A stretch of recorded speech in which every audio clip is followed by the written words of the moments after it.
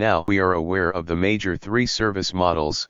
Let's try to simulate it with a case study where a passenger wants to travel from point A to point B. The passenger has three choices. Number 1, he chooses the public transport to travel from point A to B.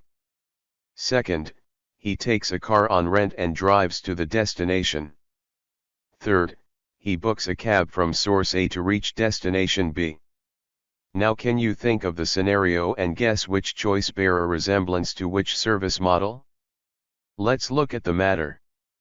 In case 1, where passenger chose to travel via public transport, he just need to pay for the service of the transportation, rest is all responsibility of the service provider, like choosing the path, driving the vehicle, maintenance of the vehicle, filling fuel, etc.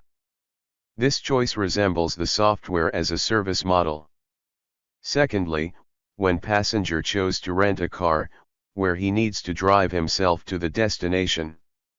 Also, it is the responsibility of the passenger to select the path from point A to B, fill the fuel, maintain the vehicle until returned, etc. The service provider has provided the base hardware. This choice of passenger resembles to infrastructure as a service model. Lastly, when passenger selects to book cab for the journey, he has to only select the type of vehicle he needs to travel.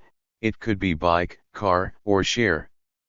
Rest is the responsibility of cab service provider to select the path, maintain car, fill fuel, etc.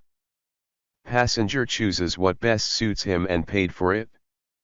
This resembles the platform as a service model. Hope the case study is clear, and if any doubt remains, do not hesitate to make a comment. Let's move to rest of the service models in our next video.